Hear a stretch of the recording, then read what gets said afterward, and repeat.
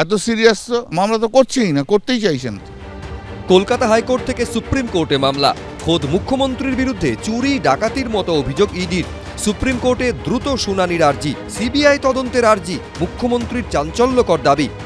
देखो मैंने सब लेके आया, so my hard disk, see,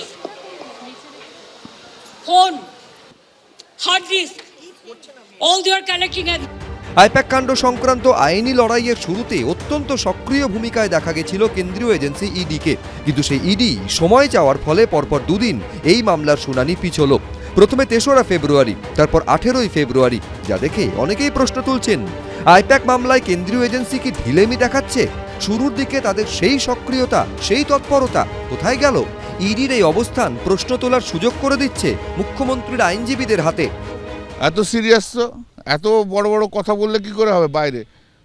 বাইরে এত বড় বড় কথা বলে সিরিয়াস থাকলে মামলা শুনবে না, মামলা করবে না, মামলা তো করছেই না, করতেই চাইছেন তো। উই আর হোপফুল, কারণ প্রকাশ্য দিবালোকে সব ক্যামেরার সামনে ফাইলগুলো হাতে নিয়ে বলেছিলেন আমি কাড়িয়ে নিয়ে এলাম। তো নিজেই চোর স্বীকার করেছে নিজে যে আমি চুরি করেছি। যেমন শাহজাহান ইডির উপর হামলা করেছে, জেলে পড়ছে। মমতা ব্যানার্জিকেও একইভাবে আইনের আওতায় আনা উচিত। শাহজাহানের ক্ষেত্রেও সময় লেগেছিল, মমতা খালার ক্ষেত্রেও টাইম লাগবে। কিন্তু বিশেষ রাজনৈতিক সমীকরণের জেরে সবকিছু চাপা পড়ে যাবে না তো, এই প্রশ্নও তুলছেন কেউ কেউ। এইসব নাটক করতে কোনো মানে হয় না। তাহলে ইডির আসার বাকি দরকার ছিল?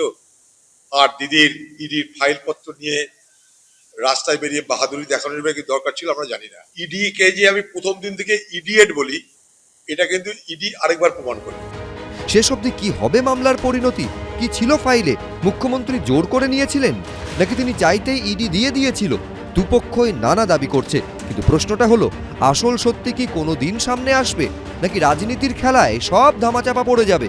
বিজেন্দ্র সিংহ, সৌভিক মজুমদার, রাজীব চৌধুরী, এবিপি আনন্দ। একের পর এক দুর্নীতি, রাজ্য জুড়ে তোলপাড় ফেলে দেওয়া একের পর এক ঘটনা।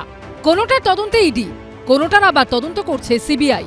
কখনো জেল, কখনো বেল, গঙ্গা দিয়ে বয়ে যাচ্ছে জল।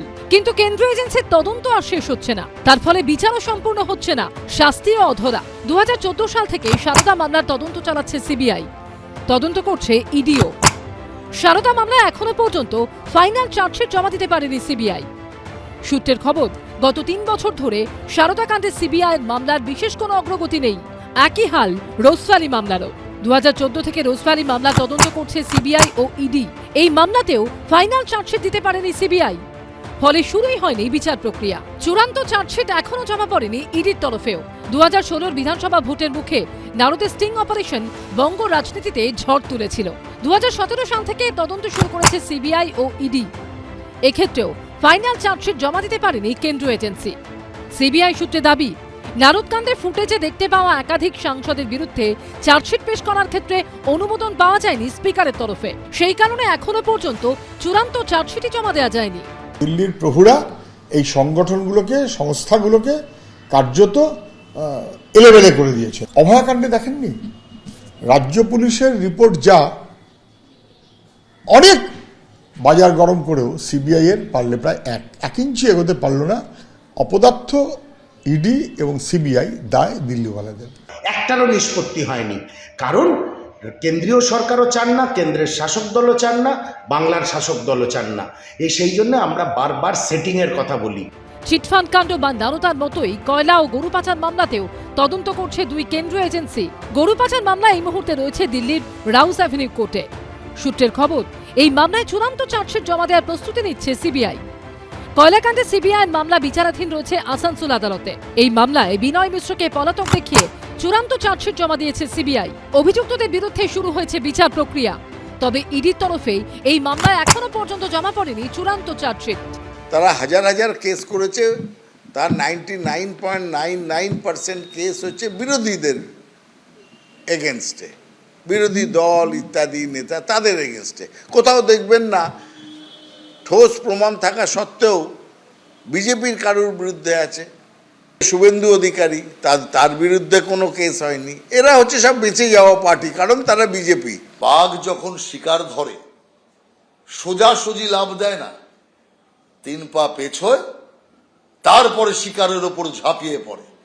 অতএব এই পেছানোটা দেখে যদি কেউ কেউ আনন্দ পায়, কেউ কেউ বিস্ময় প্রকাশ করে, আমি তাদের বলবো যে আপনারা ভুল চিন্তা করছেন।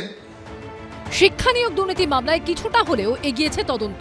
প্রাথমিকে নিয়োগ দুর্নীতিকাণ্ড ছাড়া বাকি সমস্ত মামলায় ফাইনাল চার্জশিট দিয়েছে সিবিআই। শুরু হয়েছে বিচার প্রক্রিয়া। নিয়োগ দুর্নীতিকাণ্ডে বিচার প্রক্রিয়া চলছে ইডির মামলাতেও। প্রকাশ সিনহা, সুকান্ত মুখোপাধ্যায় ও ঝিলম করঞ্জয়ের রিপোর্ট, এবিপি আনন্দ। এবিপি আনন্দ, এগিয়ে থাকে, এগিয়ে রাখে।